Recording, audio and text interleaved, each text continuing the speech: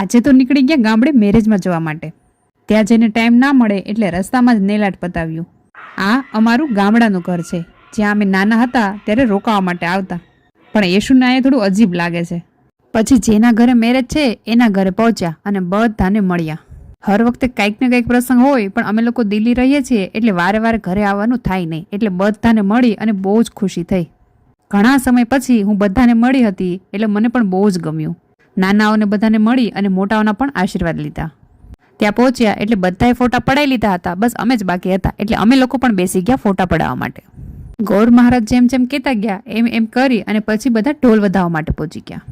અને પછી તો વરરાજાને પકડ્યો કે થોડી વાર ઊભા રહો તો અમે લોકો તમારી સાથે ફોટા પડાવી લઈએ. પણ આ વચ્ચે વચ્ચે ચાલવાનું બંધ કરે તો ને.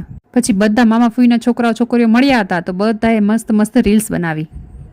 હવે રીલ્સ તો બનાવી પણ પછી શું કરું એટલે અમે લોકો તો પછી નીકળી ગયા ફોટા પાડવા માટે મંદિરે. ગામડામાં બીજા કોઈ લોકેશન હોય નહીં એટલે મંદિર જ બધાથી બેસ્ટ લોકેશન હોય. આ બધી છોકરીઓ જે મારે ફઈની છોકરીઓ છે અને જે આ યલો સાડીમાં છે એ મારા ફઈના છોકરાની વાઈફ છે. અને આ બધાની પાછળ પાછળ ચાલે છે એ મારા ફઈ છે. હજી તો મંદિર પર આવ્યું પણ નથી અને રોડ ઉપર જ ચાલુ થઈ ગયા છે.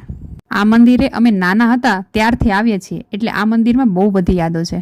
પહેલાં જ્યારે નાના હતા ત્યારે વેકેશનમાં મળતા અને હવે જ્યારે કોઈકના મેરેજ હોય ત્યારે જ મળવાનું થાય છે. ચલો આજે કોમેન્ટ કરીને જરૂરથી કહેજો તમે નાના હતા તો વેકેશનમાં ક્યાં જતા. વિડીયો પસંદ આવે તો લાઈક શેર અને સબસ્ક્રાઈબ કરજો. બાય.